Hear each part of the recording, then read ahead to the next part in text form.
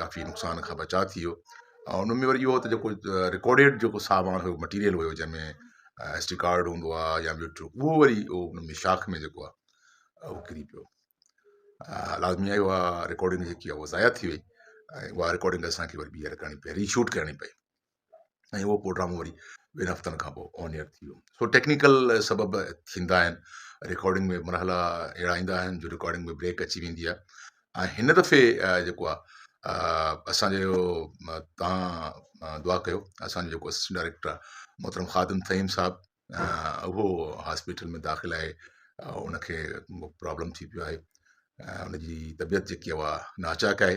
अलाह कंदो त ख़ादिम तहीम साहिबु जल्द खां जल्द सिहतयाब थी वेंदो ऐं तकरार ड्रामे जी जेकी शूट आहे उन में असांजो लीडर तौरु जेको आहे शरीक हूंदो, छाकाणि त तक़रीबन असांजी जेकी तकरार जी रिकॉर्डिंग आहे या जेकी तकरार जी टीम आहे उनजी सुपरवाइज़िंग जेको आहे या जंहिंखे चइजे त होल द रिकॉर्डिंग ते जंहिंजी नज़र सां उहा हूंदी आहे ख़ादिम तहीम जी। सो ख़ादिम तहीम साहिबु अलाह कंदो जल्द सिहतयाब थी वेंदो। हाणे असुल वजूहात अचूं था त ड्रामो हिन दफ़े जेको आहे छो बंदि थियो। हाणे जो कॾहिं भरगिज़ मक़सदु कोन्हे त ड्रामो तकरार जेको आहे उहो बंदि थी वियो आहे। ड्रामो तकरार बंदि कोन्ह थियो आहे, ड्रामो तकरार जारी आहे। बाक़ी फिल्म न हलण जा जेके सबब आहिनि उहे इहे आहिनि त रमज़ान शरीफ़ में सॼी टीम रोज़ा रखे पई ऐं असांजी जेकी रिकॉर्डिंग ऑन एयर थी वई उहा रमज़ान शरीफ़ खां अॻु में थियल हुई, त हिन रमज़ान में रिकॉर्डिंग काई बि न थी आहे। इन जे करे बैकअप रिकॉर्डिंग जेकी आहे उहा न हुजण जे बावजूदि जे करे जेको आहे सो ड्रामो तकरार न पियो हले।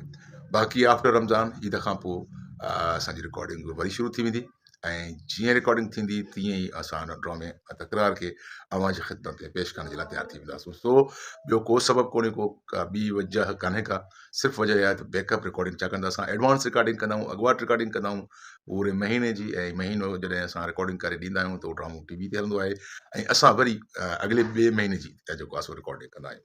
सो हिन रमज़ान शरीफ़ जी वजह जे करे जेको आहे सो ड्रामो ऑन एयर कोन्हे को। ड्रामो ईद खां पोइ जल्द खां जल्द रिलीज़ थींदो ऐं तकरार तव्हांजे साम्हूं हूंदो ऐं सॼी टीम जे लाइ तव्हां दुआ कयो ऐं असांजी कोशिशि आहे त तव्हांखे कंहिं बि क़िस्म जी जेको आहे सो छा चवंदा आहिनि त विछोटी न ॾियूं। ड्रामो तकरार जल्द खां जल्द ऑन एयर थींदो। चौधरी असगर तहीम जेको ड्रामे जो डायरेक्टर आहे उहो हथल इम्कान कोशिशि करे थो त रमज़ान ऐं खां ईद खां पोइ सुतत ई रिकॉर्डिंग शुरू कजे ताकी जल्द खां जल्द तकरार ड्रामो ऑन एयर थिए। सो तव्हांजो मोहबतूं, तव्हांजो प्यार, तव्हांजी सिक, तव्हांजी हुब असांजे लाइ हिकिड़ी वॾी विथ आहे, असांजे लाइ हिकिड़ो वॾो समर आहे। दुआ कयो त जल्द रिकॉर्डिंग शुरू थिए ऐं असीं तव्हांजे साम्हूं हाज़िर ख़िदमत थियूं। Thank U. असांजे चैनल खे सब्सक्राइब कयो ऐं हा बेल आइकन खे प्रेस करणु न विसारजो त जीअं असांजी हर नई अचण वारी वीडियो तव्हां ताईं पहुची सघे।